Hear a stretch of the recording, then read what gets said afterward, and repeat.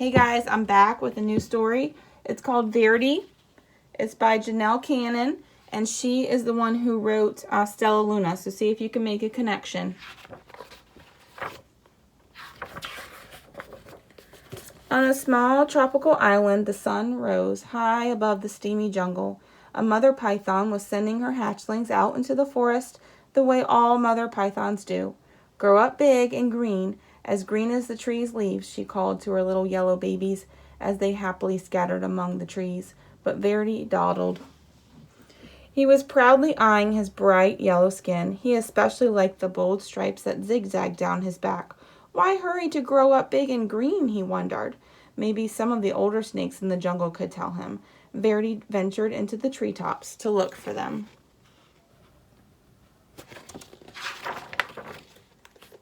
Umbles, Aggie, and Ribbon were lazing on some branches nearby. Verdi peered at their droopy green bodies. It's not polite to stare, chided Aggie.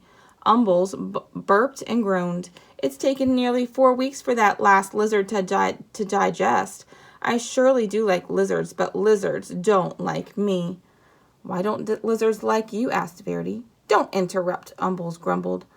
Dear me, whined Aggie. If I don't shed soon, this itchy skin will drive me bananas. Verdi tapped a tune with his tail as he waited to speak. Stop that, Verdi. It makes me nervous, Ribbon complained. Besides, you'll never grow up to be properly green, always interrupting and constantly fidgeting. Verdi couldn't imagine being in such a hurry to be like them, and he really wanted to keep his sporty stripes. Hoping to find snakes that weren't so boring, Verdi slipped away. Dozer was snoring in a tree not far from the others. Hello, said Verdi. Do you want to climb trees with me? I'm tired, Dozer growled. Go and do a few laps around the jungle, okay?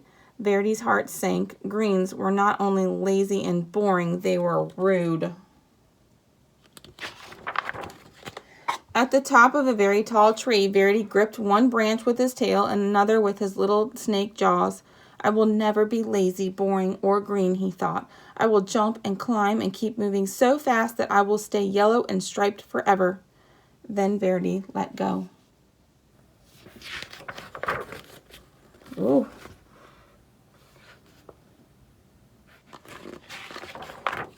From a distance, the greens watched. Oh my, they chorused.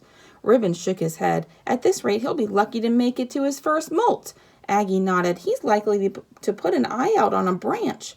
Umbles moaned. He may not live to turn green. But one day, Verdi's skin began to peel, revealing a pale green stripe stretching along his whole body. Cack! He gasped. How can this be? I'm the speediest snake in the jungle, and I'm still turning green. He raced down to the river, grabbing up a mouthful of rough leaves. Verdi flung himself into the water. If I can't run this green off, I'll scrub it off, he thought. His frantic splashing caught the eye of a large bottom feeder cruising the murky depths. Yum, the old fish hummed. Lunch. Before the fish could haul Verdi under, the frightened snake bit him on the nose. Ah, pooh! With a blast of his rubbery lips, the great fish sneezed, sending Verdi into the air. Slapping onto the soggy shore, Verdi skidded out of reach. Phew, that was close, he sputtered. Every inch of his body was covered with wet, gloppy mud. Kind of lumpy, kind of brown. It sure beats being green. He left the mud on. But the soft brown muck dried into hard gray shell, and Verdi could barely move. If he even budged, the stuff would cracked off in jagged chunks. As each piece fell away, Verdi could see that his body was even greener than before. This is terrible, he cried. He pictured himself hanging around in droopy loops, itching and complaining and worrying all day like the old greens. He looked up into the sky where the sun blazed a beautiful yellow, just the color he used to be. Then he pulled a vine to the top of the tree. Launching himself from the treetop, Verdi startled a flock of colorful birds. He became dizzy with delight, sure the bright sun and his lofty speed would turn him golden again. In his joy, Verdi forgot he would fall back to earth. Whippity whappity flip flap wham. Remember what those are called? Onomatopoeia. Plummeting through the trees, Verdi landed in a crooked sprawl across a log on the forest floor. He couldn't move. Help! He croaked. As usual, the Greens had been watching Verdi's antics. They moved quickly to where he lay. Didn't we say it would come to this? Umbles said, shaking his head. Aggie sighed. Lucky thing, he's still got 2 good eyes. They gently lifted Verdi up to a safer place where they could watch over him while he healed. Neatly splinted to a branch, Verdi had no choice but to listen to the Greens as they gabbed. Remember how I used to streak across the forest floor, Ribbon asked. Quick as lightning, answered Aggie, and I climbed giant trees like they were nothing. They grew taller than, you know. The things I dared to run down and swallow, Umbles bragged. Wild Boar was no match for me. Verdi was astonished. You used to run and climb and hunt pigs? What happened? Ribbon crashed, just like you, Aggie replied. I took a terrible fall and almost put an eye out. Then old Umbles here nearly choked to death. Now we all prefer the quiet life. A warm perch, a little sunshine, and an occasional good meal. The Greens rambled on about their days of glory, and Verdi settled in on his branch.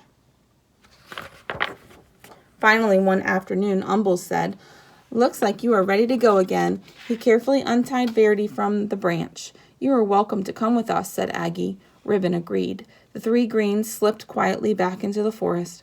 Verdi wasn't ready to go with them. He wasn't sure where he wanted to go, so he just stretched and stayed put until the sun went down. He listened to the forest come alive.